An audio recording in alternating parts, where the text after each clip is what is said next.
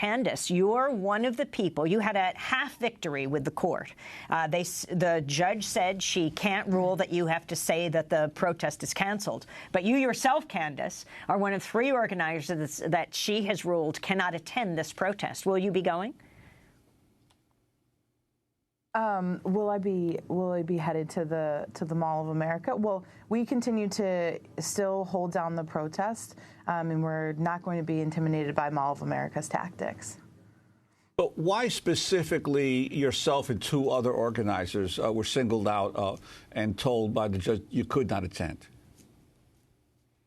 I think that because the mall had me tied up, and as well Michael in the previous case, and then has seen Miskey as well in the public light, that they are under the misconception that we are the only 3 organizers of Black Lives Matter Minneapolis.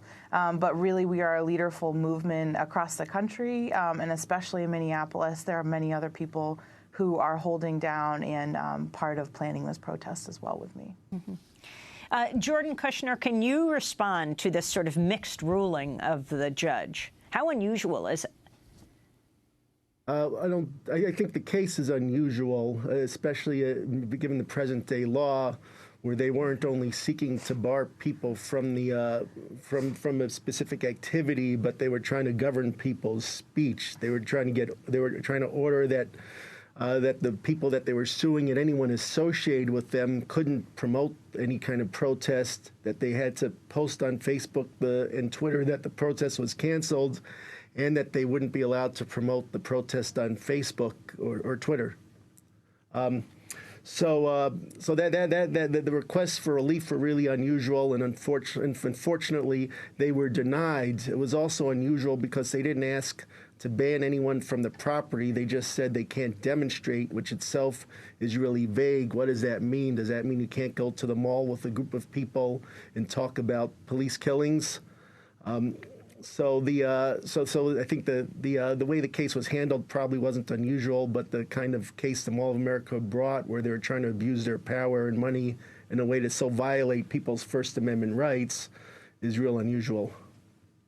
And could you talk, Jordan Kushner, about this whole the legal history of this battle over the Mall of America being a private operation? Because clearly, malls in the United States and major cities have really taken the role almost of a public square or town square, because so much of the public ends up at them on any particular holiday or weekend. So, what is the history, the court history over this issue?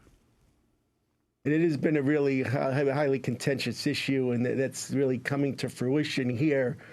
There was a state Supreme Court case back in 1999 called State versus Wickland, where protesters tried to challenge their right to be able to exercise their First Amendment rights in the mall. And the Minnesota State Supreme Court rejected that and stated on very clear terms that they considered the mall to be private property, and they had a right to decide what could take place on that property. And because of that, there hasn't been any ability at this point to establish any right through the courts to be able to have free speech rights in the mall. And as you said, they've really taken on the role of appropriating the traditional public forum instead of the town square on the public sidewalk where people could congregate and talk about politics and do what else they want. The mall has taken over that role. They have all kinds of entertainment and gathering spaces. And then meanwhile, they can govern the speech and restrict it in a way that's only conducive to their profit making and doesn't serve any other kind of community function. I wanted to ask Candace, the whole protest around Jamar Clark, for a global audience right now who's tuning in, can you explain what happened to him and what you're calling for? Absolutely. So on the night in which Jamar Clark, many of which are saying was executed by the Minneapolis Police Department, witnesses are overwhelmingly accounting that he was handcuffed while shot in the head. Following that, immediately, community called for action. They held a march, and then Black Lives Matter began the occupation of the 4th Precinct in North Minneapolis, Minnesota. And that was held for 18 days until shut down by the Minneapolis Police Department and our mayor, Betsy Hodges. And, you know, around that, we're really continuing to demand the release of the tapes into the incident to ensure justice for him, as well as long-term structural change for Black folks in the community. And Candace, your group has often linked the racial violence or racial attacks by police to anti-Muslim bias, especially, obviously, Minneapolis, where there's a large Muslim community. Could you talk about that? Absolutely. I mean, that's one of the large reasons that we're going to the mall. They have their own,